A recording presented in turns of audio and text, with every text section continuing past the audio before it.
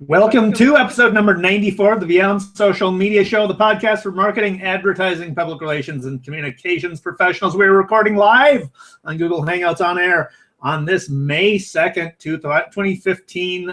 This week's stories we have in the worst category, Budweiser's up for whatever hashtag. The Rockets fire their social media manager, and we talk about some Twitter spam. In best, we have music on Instagram. We've got Long Live Pets. We've got Mother's Day on Pandora, ACLU's Cop Cam, Wall Street Journal's videos, and iHeartMedia's podcasts. In the shiny new stuff category, we've got Facebook video calls and Uber for buses. We wrap it up with some daily numbers about Periscope. I am David Erickson, your co-host. You can find me at D. Erickson on Twitter. I am VP of Online Marketing at Kowalski & Courage. I'm with my co-host, BL Ochman, who you can find on Twitter at What's Next.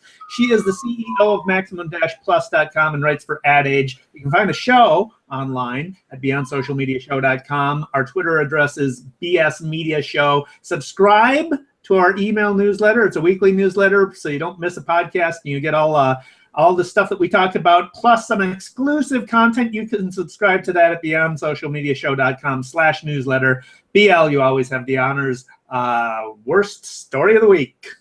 Worst story of the week, I would have to give to Bud for their clueless, up for whatever slogan.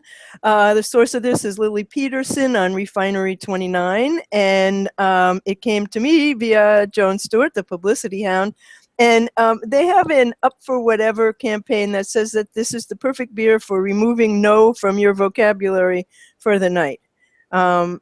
Excuse me, but I don't think that's right, and neither did anybody else. And they were accused of, rape culture promotion and all sorts of things. So, of course, they apologized. They said they were sorry, blah, blah, blah. And, these things just should not happen. Should not happen. Yeah, well, I guess Mae West's famous line that too much of a good thing is a better thing is not applicable here, right? Well, Bud has had such great ads. They've had wonderful greetings from Seattle. Hi, Scott. They've had wonderful ads. Look at their Super Bowl ads. What the hell is the excuse for this? And I was watching TV last night, and along came Up for Whatever. So it's not going away. They're just, the idea of removing no from your vocabulary for the night. I mean, there's pretty much no question about what that means. Yeah. So just a little housekeeping. Comment tracker is working. And so if you want to comment, ask questions, or, whatever you'd like to say, we'll do our best to respond during the show. I'm amazed that it worked, and so it is. So you want to give us one of yours, Dave? Sure. This is a story from Fast Company. The reporter's name is Neil Ungerleider. It is about Twitter spam. So this is results of a networked insights analysis by their Chicago-based analytics firm. And they're finding that a lot of the brand mentions on Twitter are spam, basically. So many of the world's best-known brands are primarily mentioned on Twitter, Facebook, and other social media platforms in the form of spam, coupon-related content, or adult-related content. Their brands are hijacked to lure unsuspecting users to click through to unrelated material based on using their brand mentions. So 95% of mentions of Rite Aid and Elizabeth Arden, those brands, are spam. This study found. Visa had a spam rate of 81%, as did MasterCard. Fisher-Price's spam rate was 76%, and Lancome was 68%. Coupons and coupon-related posts make up 5.8% of all brand discussions on social media. Adult content is responsible for 2.2%, and general spam is another 1.3%. So, I guess it's not surprising that people are using spam to try and reach a broad audience, or brands to try and reach a broad audience with their spam. The problem primarily is that it dilutes the data, so you can't really understand through your social listening tools what consumers are actually saying about your brand, right? So it's a hard nut to crack. So sediment algorithms are tough in and of themselves, but then this just adds to the confusion. Well, is there anything that brands could be doing about this? I don't think so, really. I mean, you can't stop people from mentioning you on social media, really, right? You just Well, that's need true, to. but every day, every single day for my clients, I go in and manually remove the spam bots on Twitter and the people who are advertising followers. And if you don't do that every day, it gets away from you. But they are there every single day. And Yeah, I do think that there's something the social media channels themselves can do about fixing this algorithmic. especially Twitter, yeah. So that's sad news, though, because it sort of dilutes the effectiveness of social media in brands, In terms of whether this belongs in the worst category or the best category, I really do think that Chad Shanks of the Houston Rockets, who lost his job over a tweet, was treated unfairly. And the source of this is Addie Joseph in Sporting News, and which, by the way, has some wonderful stories every day.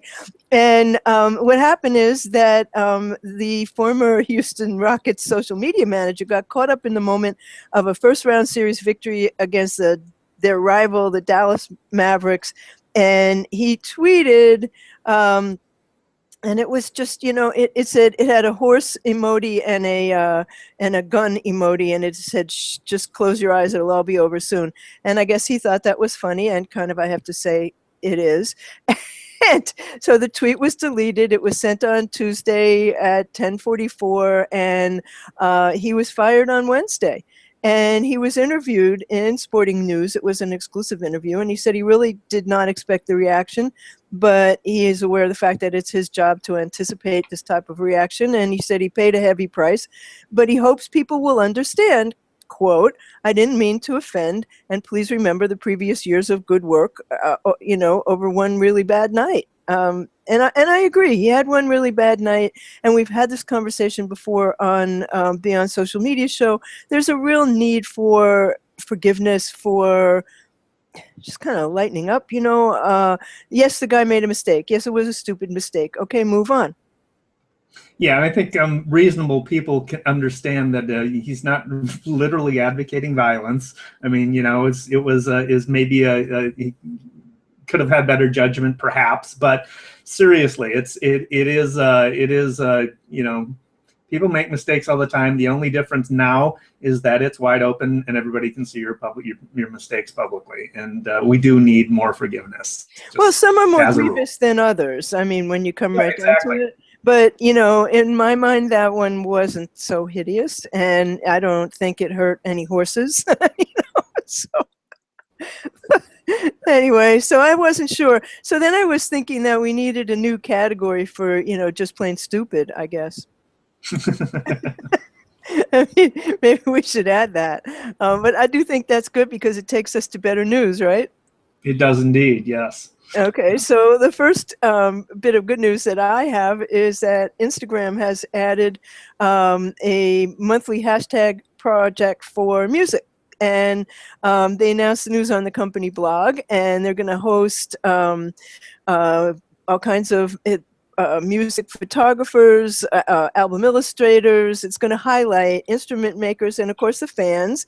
And the community is invited to participate. And among the artists who are participating are Beyonce and Ariana Grande and Taylor Swift and Justin Bieber and Miley Cyrus.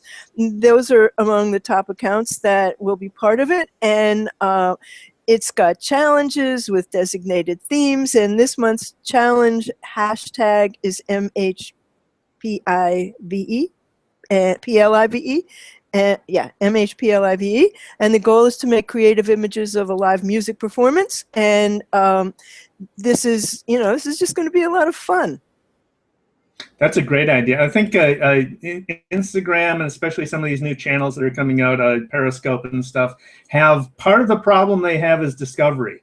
It's really hard to find new people to follow, or new places to find content within the channel itself.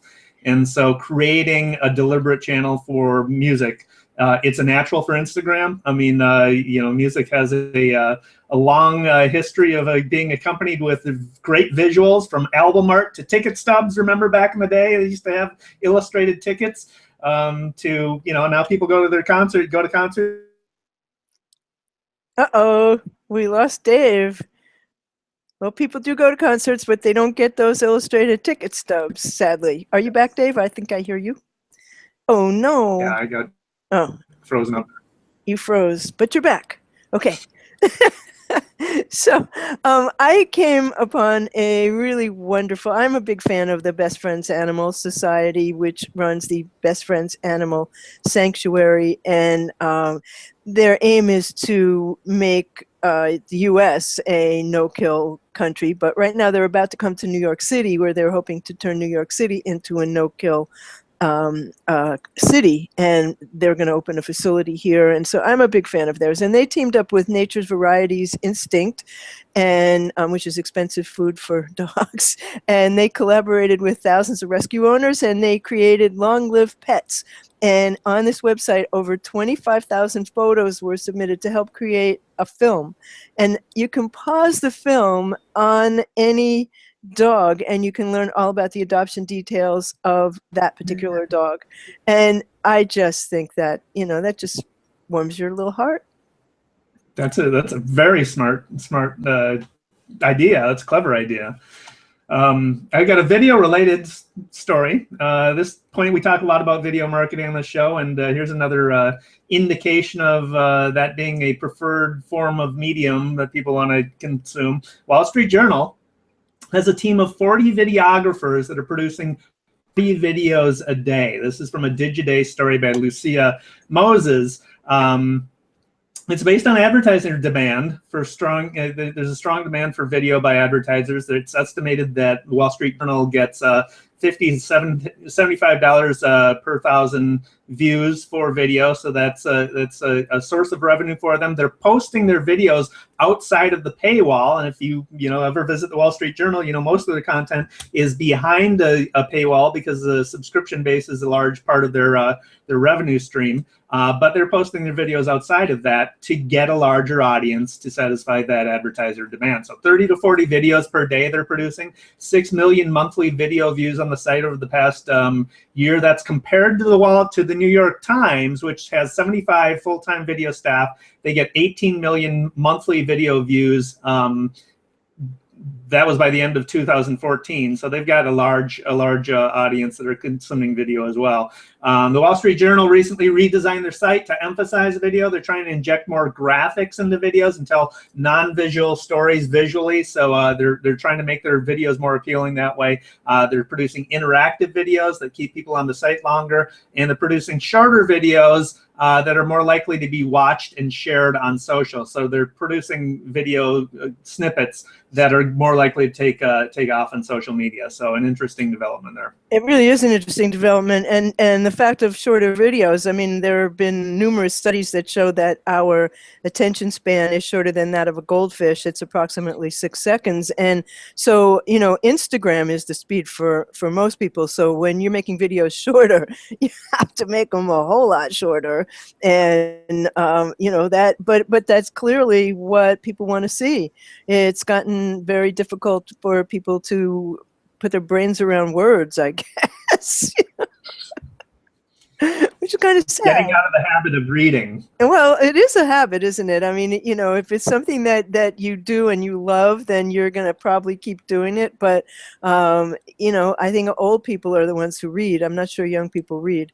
But there is another wonderful campaign that I came across this week, which is Pandora's campaign about how all women are unique. And what they did was this is adorable. They blindfold kids, and then they have a group of women in a line, and the kid blindfolded has to pick out their mother from the line, and every single one of them can do it. And they use their sense and their intuition, and they try to find the one that they think is their mother. And what you see in the woman who's picked, who is the mother, is anxiety and love and tears, and the children are ages 3 to 9, and every single one of them finds the one and only one that they can call mom. And the point is, all women are unique, and so is the beautiful connection and the love that they have in their lives. So what a lovely campaign. That is lovely. Also very clever too. It's it's made for video, right? Yeah, it is. And who doesn't want to see little kids anyway doing that? I hate when they use little kids to sell something. I want to throw something at the TV. I want to be like that guy that shot his computer. I feel like I should shoot my TV when I see them using kids to sell products, and the kids are precociously talking about the product. I got one. This is another trend video. So hot on the heels of Serial's success as a podcast, everybody wants to get into podcasting now. iHeartMedia is no different. They're going to produce some original podcasts. iHeartMedia, of course, is the company that does iHeartRadio. They own a bunch of radio stations. What is the name of the radio company? Anyway, huge radio network. Yeah. This is a story from Adweek by Christopher Heine. 12 podcasts they're going to be producing in partnership with Snapchat. They're going to have a Snapchat partnership. Among the podcasts, Skybound Rundown. It's an indie gaming podcast. The Vent with actress Jamie Presley sharing personal anecdotes and parent tips along with conversations with real moms. Heart of the Beat, this one really interests me. This is an auditory seminar with most successful artists of our time, such as Jared Leto, deconstructing why and how their music was made. That sounds really fascinating. The podcast will run on iHeartRadio's app, iHeartMedia website, and possibly some of the Media Giant's countless radio stations. So another trend piece on podcasting. Podcasting is hot stuff. Well, here's what Ray Hill says. He says, hey, I read. Well, I'm not going to go back to my statement about how only us old people do it. There is an app that is very of the moment. There's a free ACLU app that automatically records and preserves police encounters. The ACLU in California released it for smartphones, and it allows people to send cell phone videos of police encounters to the ACLU automatically. All they have to do is push a button in the center of the phone. The ACLU will preserve the footage even if the cop sees the phone and break it, as sometimes they like to do. The app is called Mobile Justice CA, and it works with iPhones and Android, and it's at the App Store and at Google Play, and it features a big red record button in the middle of the screen, and when you press it, the video is recorded and a duplicate copy is simultaneously sent to the ACLU server. And when the stop button's pressed, a report screen appears where you can put the information in, but the video is there no matter what, and it's treated also as a request for legal assistance and reviewed by ACLU, which is American Civil Liberties Union, for anybody who doesn't know, by their staff members. And they don't take any action unless you specifically request it, but the reports are treated as privileged legal communications, and they do have the right to share them with news media and to help call attention to police abuse, and it's available in both English and Spanish, and it also includes a Know Your Rights page, and I think that's a very important contribution to the news of the week, unfortunately. Wow.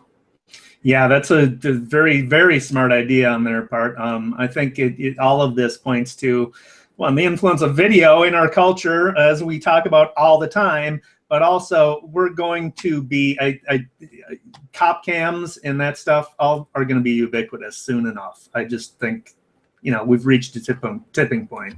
Yeah, but the bottom line here is that this app in your phone won't help you if you're handcuffed face down in the back of a police van, but it will help you in a lot of other situations, and it will help a lot of people. So onward. Better news. So does that bring us to shiny new stuff? It does. Well, okay, we're on mobile video in a big way this week, and Facebook has added free mobile video calling. And I also had an email, by the way, that from Skype saying that their translation feature is ready to view, although I haven't viewed it. But on Facebook, you use the Messenger video call function, and you just tap a video icon, and you choose the contact you want to call. And you can open a video call from within a text if you feel the need. And it's one difference from its competitors is that it lets people make video calls between different operating systems. Somebody from an Android device can be on the receiving end of someone from a Apple device. That's a big difference from FaceTime, which, like most Apple products, is only usable on Apple, and it's going to roll out in the next few months. And their press announcement said this is the latest feature following the ability to send money to friends and the launch of the Messenger platform and the introduction of businesses on Messenger, which are coming soon. And that was from the conference, the F8 conference. Yeah, Facebook wants to be your contact list, among everything else. Yeah, well, I don't really want Facebook in my contact list, but that's me. I'm clearly in the minority there. And Uber for buses, Dave, when did that happen? Yeah, so this is cool. This is a company called Leap. They launched in March a app that basically, and they have, they're a transit company basically. So in March, you in San Francisco only right now, they have luxurious commuter buses that travel every 10 to 15 minutes, and commuters can track the vehicles via GPS via their mobile app, and they can jump on board at any point. So it's not that you like a bus, you wait at a station for the bus to come. You just track it and you can jump on it when it's nearby. The e-tickets are checked automatically via Bluetooth. The buses feature really, it's beautiful.